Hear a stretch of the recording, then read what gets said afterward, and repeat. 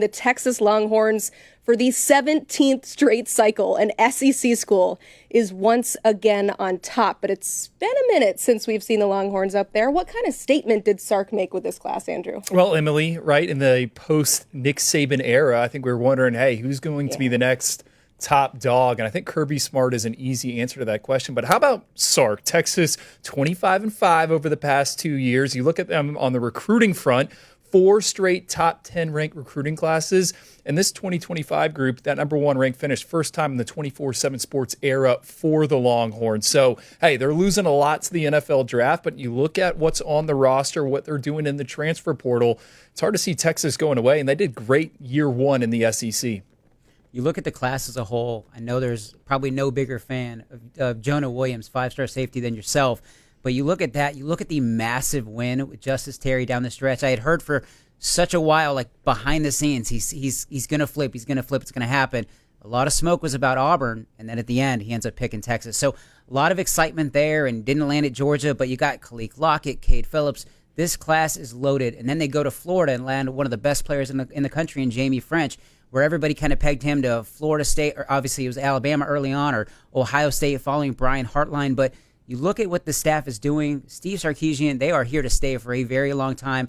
The Arch Manning effect. I mean, everybody wants to play with him. There's a ton of buzz right now in Austin. I've been there. I get it. I bought it. I walked in that stadium, and you can just feel the energy. It's an incredible place. Very exciting time to be a Longhorn fan. How real is that Arch Manning effect? It's not the first time we've seen a prolific quarterback come into a class and bring all his buddies to come play with him, but this guy's different. Well, Tom mentioned those 3 wide receivers, Jamie French, Khalil Lockett, and Dalen McCutcheon. We had them all in San Antonio at the Navy All-American Bowl, and I kept asking them, hey, are you excited to catch passes from Arch Manning? And I think Khalil Lockett's the one that looked at me. He's like, what do you think? And then I'm like, all right, what is Arch Manning like? Because we have, been sheltered to Arch Manning. Recruitment was extremely different. He hasn't been in front of a ton of cameras, and Khalil said he's just this regular guy who happens to be very good at football, and kids realize that, hey, he has a chance to win a national title one day. So, yeah, it's not surprising that all of these playmakers are lining up to play for Texas. And what also stands out about Steve Sarkisian, aside from the talent acquisition, right, where you see them going into Florida, that used to be, where Alabama made its money. We see them going into Georgia. That's where Georgia and Kirby Smart makes their money. Now they're branching out with them in the SEC. It's become a national brand. And I think what also resonates with kids in this, name, image, likeness era is Steve Sarkisian is not afraid to play true freshmen. If you're ready to go, you are in the lineup. Ryan Wingo, 5-star wide receiver. We saw what he was able to do with Quinn Ewers this year on offense. Colin Simmons, the edge rusher. How big of an impact did he have down the stretch for UT? So all these blue chippers, you mentioned Jonah Williams, my number 1 freak in the 2025 cycle. These guys are showing up in Austin with the thought being, hey, I'm going to have an opportunity to play right away, and I think that's so important. I will say one thing to your point about Arch Manning is I feel like people from the outside think like, okay, this is a guy who didn't have a Twitter account. He was super quiet. He created one, dropped, I'm committed to Texas, and that was like the only tweet. But behind the scenes, he's super personable. Everybody that gets around him, he's great with interviews. He's great with the media when you're on site. We're getting a little bit of that vibe in 27 with like Gunnar Rivers. I was down in Alabama. It was very difficult to kind of get there and get that interview and things like that. So I kind of think there's some interesting vibes. But the difference is Arch Manning, you get around him, you see why. He was a huge impact in recruiting these guys to Texas. So where he might be kind of quiet behind the scenes, he is super active and the face of the franchise essentially moving forward. You could tell kind of based on when he would score a touchdown with Texas this past season, the response that he got coming over to the bench. Juice. He's got a lot of juice. Maybe, I don't know, got a little bit more swagger than we're typically used to seeing from Manning's as well. Yeah. Texas, the number 1 class. Let's go from the number 1 class to the number 1 player, because quarterback Bryce Underwood, well, he made quite the statement 2 weeks before National Signing Day, flipping his commitment from LSU to Michigan. And I think it was our friend Andrew Ivins that brought up this question here in our pre-production meeting. Was that the biggest quarterback flip of all time? So I'll ask our recruiting analyst. It seems pretty clear. Yeah, that's and I kind of posed the question to you earlier about like if Keelan Russell would have done this last second, would it have been the same impact as a Bryce Underwood? Although they're 1 spot or 2 spots behind each other, or whatever. I just think this was a massive win because it wasn't going to happen. And big shout out to our guy Alan True, does a phenomenal job on the national team. He and I were trading text calls every day talking about Bryce Underwood watch, whether he's going to make it for a visit to Ann Arbor or not, whether he's going to take secret trips, things like that. But with Bryce going to Michigan, this was not going to happen. He was going to stick with LSU. They were moving. I don't know if they were building or buying a house in Baton Rouge. They were ready, all in to be Tigers. And they didn't really want to play for Jim Harbaugh for whatever reason. I never really got an exact answer on that. But this one was all about Sharon Moore, buying into the future, and basically putting on for his home city, his hometown, his home state, and really building something. He didn't need to go to LSU to do what he wants to do. Obviously, everybody looks in social media, and NIL was the biggest factor. But I do think that big picture, he saw the best fit for himself and his future in Ann Arbor. Well, I do think it could be the biggest quarterback flip of the 24/7 sports era, the rankings going back to 2010. I mean, I wrote it down, kind of went through the rankings. Hey, let's not forget Bryce Young was committed to USC. He ends up at Alabama, Heisman Trophy, national title. That's one of them. Worked out all right. Justin Fields was committed to Penn State. He flips to Georgia, and he ends up at Ohio State. Drake May was committed to Alabama, goes to North Carolina. Sam Howell committed to FSU, State, and then he ends up at North Carolina. So we'll see. But I think for Michigan, and we'll see what it looks like here in 2025, I think they're setting the table for 2026. And Sharon Moore, if you go back to October, me on the 105, I'm like, what is going on here? Is he going to make it to year 2? I mean, it did not look good. They get Bryce Underwood committed, and they also end the season on a high note. They take down Ohio State. They beat Alabama in fashion in the bowl game, and you look at the recruiting class, right? They added another premier offensive lineman this morning in Ty Haywood. This is their highest-ranked recruiting class since 2017. They returned some talent. They're losing a lot of guys on defense. I think it'll be much of the same for Michigan in 2025. You get Bryce Underwood's feet underneath him, and then what does it look like in 2026 and beyond? We've seen this team, this program, win a national title in the college football playoff era. Bryce Underwood is the type of quarterback that is going to unlock so much things for that offense, which ranked 131st nationally in passing last season. Yeah, it can't go down from there necessarily, but Michigan fans want to know if this guy's going to come in immediately and be that quarterback as a freshman. Do you anticipate him as a starter? And if so, what does that look like for them? Well, they got Mickey Keene, right? Who's 34 career starts. He was at UCF, Fresno State. He's coming in. Hey, we also keep forgetting about like Jaden Davis, former blue chipper. Yep. He's there in Ann Arbor as well. Is Bryce Underwood going to start week 1? I would say no. I thought the same thing about Dylan Raiola last cycle, the 5-star at Nebraska, and he ended up starting the opener. And I think Bryce Underwood is just as prepared to play as a true freshman as Dylan Raiola was, as DJ Lagway was at Florida. So we'll see. Maybe it's a 2-quarterback system from the jump. I think by the time we get to the end of the season and that big rivalry game against the team that just won a national championship, I fully expect Bryce Underwood to be taking a bulk of the snaps. And if not, he's going to be used situationally, right? This is a guy that's gone 50-4 as a starting quarterback over his 4 years. He's on the younger side. He could technically be in the class of 2026. What we saw from him as a senior is him using those legs. Ran for over 600 yards. He's a dual threat talent. Mickey Keene, almost negative 400 career rushing yards in college. He can't really move around a little bit. So I think we could see some packages for Bryce Underwood because he is the future there at Michigan. See, and I'll take the opposite. I don't think there's any way he's not the guy from day one. Just because he's already there, he's been in the program, he's been around the guys. He is just different. It's just that simple. I'm not going to start throwing terms out there, but I do think he is different, and I think he's just going to be too special of a talent to keep off the field. Now, Keene is a terrific college player, super productive. He's got polish, he's got poise, he's ready for it, and he could be the guy, but I just think that Bryce Underwood is just a little too different. He's going to be the guy day one in Ann Arbor. So Bryce Underwood stopped us all in our tracks 2 weeks before National Signing Day, but he was certainly not the only quarterback to flip this cycle. 7 of the top 13 ranked quarterbacks flipped commitments at least once. We have 5 of the top 12 ranked quarterbacks from last cycle have already transferred. So this quarterback movement has been really picking up.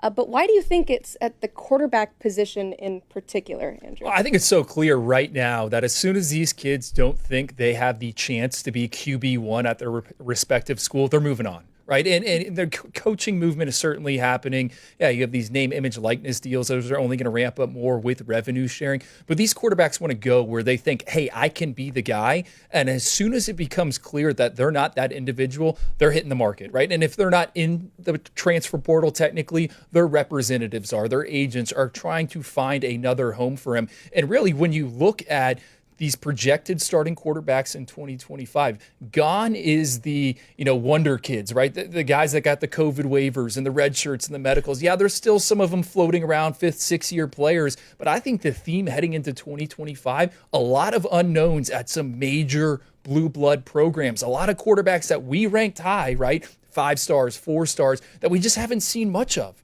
DJ Lagway started 7 games. Do I think DJ Lagway is going to win a college football playoff game in 2025? I don't know. Right? Julian Sain, what do we think about him there at Ohio State? Dante Moore at Oregon, Nico Imalieva at Tennessee, Arch Manning at Texas. There's a lot of guys that we like, but with game reps, conference play, an entire season, a lot of question marks, I think, out there when we look big picture with the quarterbacks. And I think that has also kind of played into the jockeying of these arms, them all moving around. Makes your job fun, right? Yeah. Having to track all of this. This class, and I'm extremely high on the 2025 quarterback class. I mean, you guys splitting hairs with Keelan and Tavian and Bryce trying to figure out who was number 1. I mean, I don't envy that part of your job because that's very thankless at that point. But we talked about Bryce being a potential day 1 starter. I mean, it goes well beyond that because you look at some of the guys. Keelan Russell, there's no set name at Alabama. He could absolutely win that job and be the guy.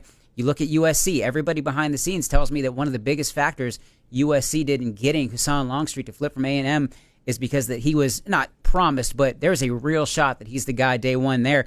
And then you can kind of go down the list because you don't have, Deuce Knight's very likely not going to be the guy at Auburn. They went out and got Jackson Arnold, but he's going to have a place. Jaren Kiawe-Sungapolotele, could he be the guy at Cal? He's going to have a place this year. So even Julian Lewis replaces Shedeur at Colorado. So all of these guys flipped for potential better starts, the opportunity to be day 1. And that's how impressive this crop of 2025 guys is because they are ready to make that transition. None of the guys that I just named, you're like, there's no way those guys should be on the field. So it's an impressive group, and man, it's going to make it fun for the fall. Is that a smart move to just be waiting or to go in to try and be the starter? Or it's a case-by-case basis. I'm sure some guys could use an extra year, but overall, all this movement just to start immediately, is that smart? Yeah, well, let's look at this past year's 12-team playoff. Only 3 of the programs had a first-year starting quarterback lead them to the postseason berth. It's not been done. And I do think, again, like, all right, the waivers, the exemptions have kind of muddied up the market. Riley Leonard going to Notre Dame, Will Howard going to Ohio State. There's not a ton of those type of veteran quarterbacks out there that teams have added. Yeah, sure, Miami adds Carson Beck, right, who has a ton of experience there in the SEC. Some concerns, I think, about that elbow injury. But really, again, these blue bloods, you don't see, these – hey, that's the option. This is the guy. This is going to raise the floor of our quarterback room. Alabama's fascinating to me. What did they do there? Ryan Grubb comes back, reunites with Kalen DeBoer there. Austin Mack, a former 4-star quarterback for us. That was Ryan Grubb and Kalen DeBoer's guy at Washington. They bring him to Alabama. How does he factor in with Ty Simpson? Then you bring up Keelan Russell. Who's our player comp for Keelan Russell? Jaden Daniels, who just had the best rookie season of any quarterback in the NFL, right? He can beat you with his arm. He can beat you with his legs. And he's done it against elite competition there in Texas. So, yeah, I mean, does it make sense? I think a lot of these schools, and I know they are in win now mode. If you're a head coach, you're thinking about who's going to give me the best opportunity to win on Saturday. Who's going to help me get to the college football playoff? So, yeah, if it's the young guy we just brought in, if it's the year 2 player, yeah, you got to throw him into the fire. I will say, just you bringing up Keelan Russell again, like I'll never forget one of the coolest points of last cycle was just being, I think it was Battle Miami. You and I were watching Keelan, I think for the first time live, and just you kind of looking at each other like, is this the dude? And you basically cemented him at that point and said, you called the rise. I mean, it's been incredible. Tom, we come out with our final 2025 rankings last week, and you go on social media. You go on the message boards. Oh, the Bama bump, the Bama bump. You guys are just moving up these Bama players. Hey, Keelan Russell was like a top 64 prospect for us when he was committed to SMU. And this wasn't the SMU that made the college football playoff, right? This was the SMU that was in summer. That was in the American. Right. It doesn't matter the logo. We could see the talent with him. We fully expected everyone in the country to take a swing at Keelan Russell because he was that good. So, yeah, I mean, I just had to get that in there. Oh, Bama bump, Bama bump. It's like, guys, he was ranked high when he was committed to SMU. Also, MVP, the finals. Talk to you, a guy that is no shortage of confidence as well. He's somebody that Alabama players are certainly going to enjoy watching and following. Who's going to be protecting these guys? Well, good thing we have a generational offensive line crop. 9 5-stars on the offensive line compared to how many last cycle? One. Okay. So why is that? What makes this crop so strong? Yeah, a record group. And what's crazy is I go back to this time last year as teams were kind of setting their recruiting boards. And I'm not going to name the school. They said, hey, we're good on the 2025 offensive line cycle. We don't really. Wait. Yeah, we'll wait. And we're going to make a move in 2026. Well, I think that's a mistake because, man, look at this group. 9 offensive linemen. You said it. Most 5-star big boys ever for 24/7 Sports. I went all the way back to 2010. I'm going through all these old names. We love this group, and I think there's a little bit of flavor in there, right? You got some big bodies, you got some mountains of some humans, you got some younger pups with athletic traits, and the thing is, Emily, I think a lot of these guys are going to play right away. We just talked about all these quarterbacks, but the value, demand in the market, what these guys are getting from a compensation standpoint, you can't put them on ice, right? They can't sit in red shirt.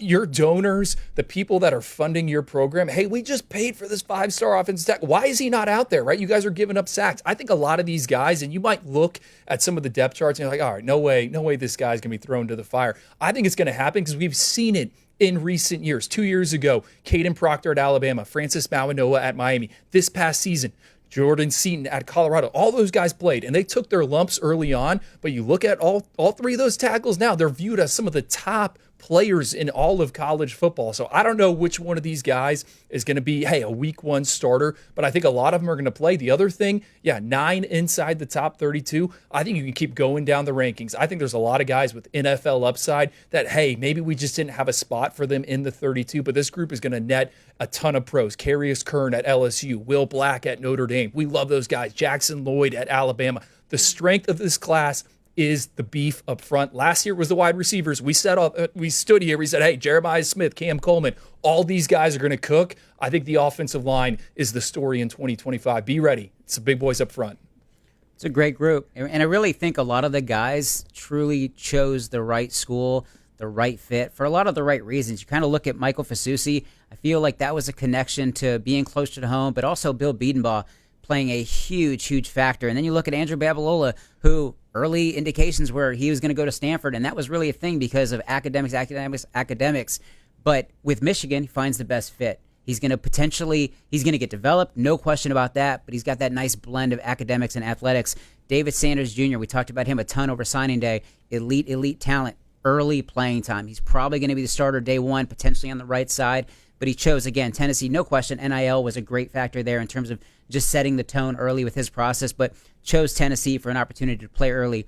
And the guy that I'm really fired up about, because I talked to people at Georgia before you guys went down to Under Armour, and they were raving about Juan Gaston, and was like, this is the dude, surefire, day 1 guy down the road. And then essentially you guys already loved him, go down there and see him at UA, and you just rave about him, and he ends up as a 5-star. So just really like this class. It's a tremendous group. Like the quarterbacks, we're talking early contributors, guys that can play right away and actually make an impact, and it's a special group along the offensive line. And one of those players that you said maybe close to 5-star category, Ty Haywood, committing today. We'll have more on him in just a little bit, but we want to get to one more kind of big picture topic that we discuss when we look at this class, and that is that we're seeing some parity in the NIL era, which is what everybody was hoping that we would see.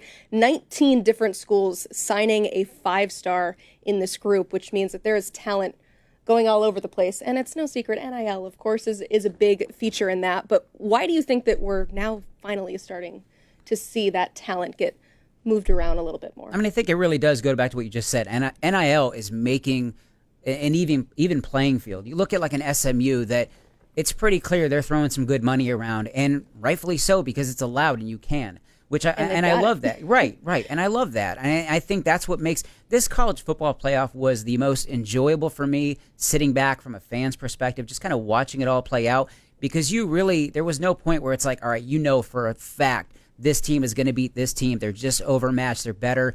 You just never really got that feel the entire way. And I think that the parity, NIL, relationships still matter, no question about it, because you do need to be happy when you go pick that school, and you don't want to go somewhere that you're not happy. So I just think that NIL has really been good for the game more often than not. I know that there's some dark horror stories you hear, but more often than not, I think it really evens the playing field, and it just makes for a more enjoyable product on the field. Well, I think the parity is going to continue, right? Yeah. And NFLcation of the college game, it is here. You mentioned name, image, likeness, and whatnot. What you have to think about, put yourself in the chair of a GM at some of these Power 4 programs. You are managing a salary cap, man. You might love that 5-star defensive lineman, but hey, you're not willing to pay what some of these other programs are who are looking to make a splash, right?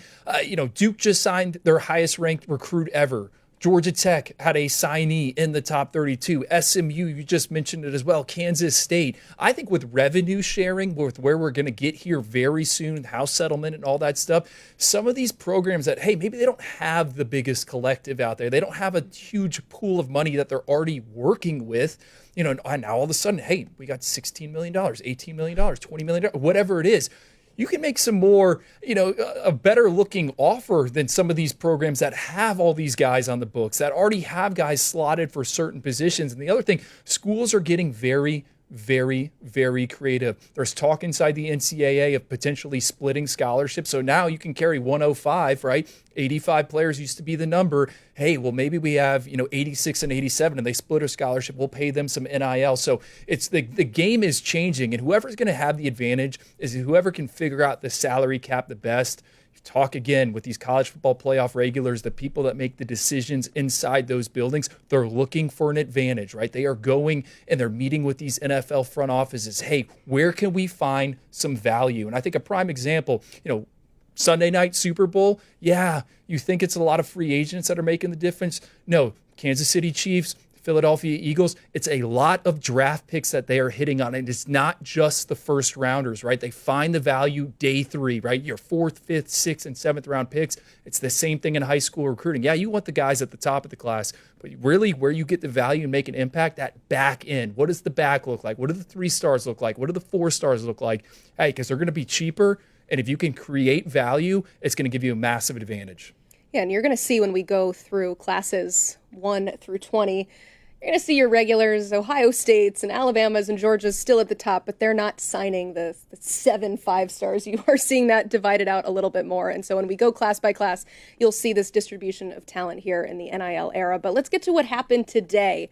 The highest ranked uncommitted prospect, Haywood, offensive tackle, number 42 overall in this class, somebody that I know that you're both excited about. He joins a group already with Michigan, as you mentioned, with Andrew Babalola. 2 guys I'm sure very happy to be standing in front of one Bryce Underwood, and the feeling is mutual. Andrew, what did Michigan just add with him today? Well, they got a versatile offensive lineman that has played against elite competition there in the Lone Star State. I think swing tackle is the word we're going to use here. You can play him on the right side. He might be more of an interior option. Technically, he's pretty buttoned up. He has been coached by some guys. I think he's a little more ready to play than maybe Andrew Babalola. And then you look at our rankings, you're like, hey, that doesn't make any sense. Well, Andrew Babalola is a long-term projection. He's a guy that has only been playing football for 2 to 3 years. All right, we saw him in San Antonio. We love the measurables, near 37-inch arms. We love the athleticism. We love his field demeanor. It's just going to take some time. I think, Ty Haywood joining Michigan's class, I keep looking, or I should say, as Michigan's group came together, I was like, is this kid going to Michigan if Bryce Underwood's not there? And almost every single one of them, like, no. All right, that is the Bryce Underwood effect. And I think for the Wolverines and Sharon Moore, what they've been able to do, they've created the core of what this team is going to be moving forward, specifically on the offensive side of the ball. You have your quarterback of the future. You have your 2 bookend tackles, Ty Haywood, Andrew Babalola. They got Andrew Marsh out there at wide receiver. And then they've added a ton of talent talent on the defensive side of the ball. Nathaniel Marshall, one of the biggest risers for us in the most recent rankings update. And I love what they've done at safety. Kanoa Winston, Elijah Dotson. Again, I think 2025 is going to set the table for 2026. That is when Michigan is going to get back to, hey, they can legitimately be viewed as a preseason contender for that college football playoff. And just to give a little color on Ty Haywood and the background of him landing at Michigan, he was committed to Alabama for a long time, but kind of like yourself, there was people at Alabama that I spoke with were a little on the fence about him, and they felt like he was a little lower on their commit list when they landed Michael Carroll, Jackson Lloyd, and a really, really loaded offensive line group. So I think they were just kind of they would have taken him, but the way Ty Haywood was going about it, he just wanted to take a couple of other visits. Again, going back to your other point about Bryce Underwood, that making an impact, like, do I want to, let me look at Michigan one more time now that Bryce is there. So a lot of factors in play led them, like I said, Alabama would have had a spot for him, but in the end, they were comfortable with just kind of letting it play out. Yeah, and to talk about Haywood's ranking, I'm sure there's a lot of Michigan fans, well, hey, he was a 5-star, he finishes, he's not a 5-star. We just said it's a generational year on the offensive line. All 9 of those guys that finished as 5-stars for us, we saw 8 of them in an all-star game type of setting, right? We are trying to project long-term. We are going to give consideration to the players that we have the most information on. We saw that live best-on-best exposure point. We really like Ty Haywood. Again, I think he's one of these guys that could, outplay his ranking, but that's how it works for us, right? At the end of the day, we have to make a decision. Who do you want to ride with here in the rankings process? And, there were some other guys we liked a little bit more. That doesn't mean we hate Ty Haywood, or, that doesn't mean we, are not fans of Michigan. That's just how the board fell for us. And I hope people understand what you're saying in terms of just because they played at an all-star game doesn't make them better, because guys get exposed in those same all-star games. So guys may rise, but guys do plummet. You get a better look at them. Kids going to Navy sometimes skyrocket and get exposed in a positive way. So it's not necessarily about just playing in the game, but it's good on good, best of the best in the country. It's an opportunity that you can't pass up. Also, number 42, I'm not great at math, but that's pretty darn high up on our board. That is still a fantastic player that Michigan adds to now their number 6 overall recruiting class.